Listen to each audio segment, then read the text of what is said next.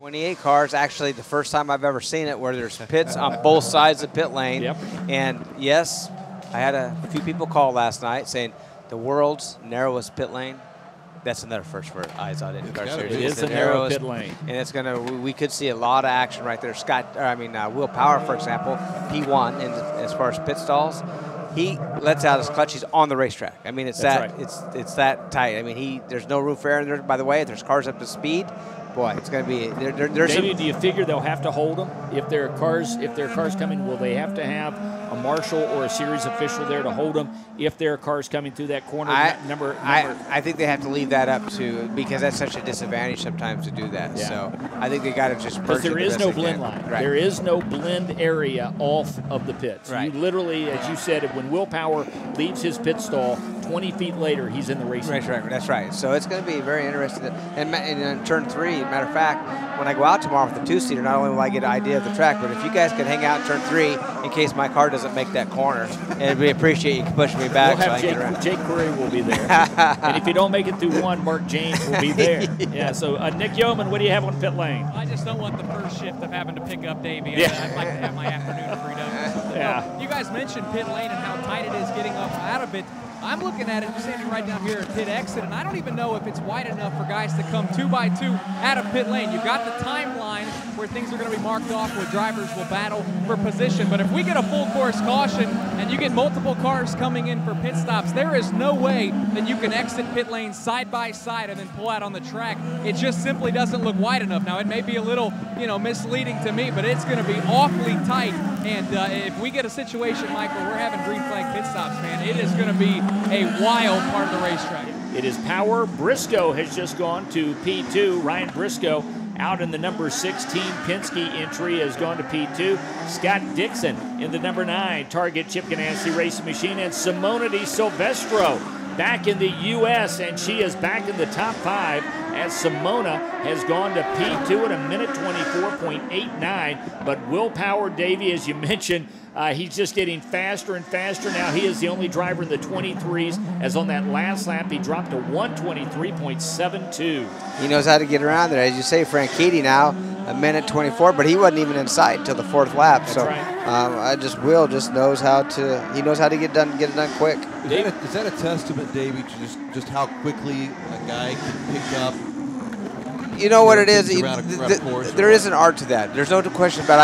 I talked to P.J. Jones this morning, and he was talking. One of his teammates is Bruno Junqueira, and he goes, one thing about Bruno, he goes out there and he goes, it takes the rest of us, Rocky Moran and P.J.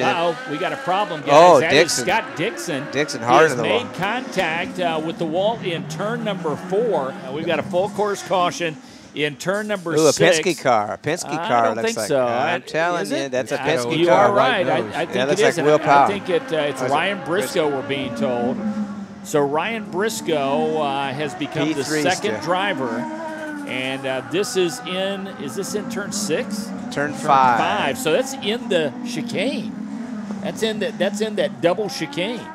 That left, right, left, right. Yeah, the left, right, left, right. And it's labeled, interestingly enough, guys, it's this area right here, but that is a left, right, but it's only listed as turn 5 and 6. Yeah, right. Very interesting. Yeah, and obviously, and that is a single file area through there. And Nick Yeoman looks like some pretty good impact damage there for for the 6 car. Front right off of it. So a real problem there for Ryan Briscoe, the second veteran driver here to experience a problem in just the last 15 minutes. Yep, Will Power has gone back to the top of the charts at a minute 22.14. So Will Power, the Aussie in the number 12 Verizon Wireless car, is now the fastest driver on track here on the streets of Baltimore. Ryan Hunter-Ray is P2 at a minute 22.6. Then Dario Franchitti, Mike Conway, and Elio Castroneves as we're in the final minute of the first IZOD IndyCar Series practice session. Don't forget tomorrow, and it looks like the sessions are still set. Everything for Saturday still looks good as far as the original times. IndyCar practice tomorrow morning at 9:05 Eastern Time. Qualifying tomorrow afternoon at 12:10. So once again, that happens tomorrow, and we hope you're going to be with us as the checkered flag is out.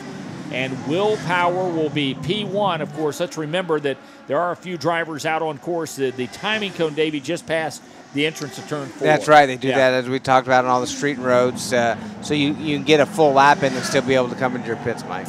So big parade of cars now on pit lane. We see Takuma Sato, as Sato will see the checkered flag as he gets into turn number 4, very nearly gets that right rear on the outside wall exiting the turn. There you see Thomas Schechter, as he is also going to make his way through. The same for Sebastian Saavedra.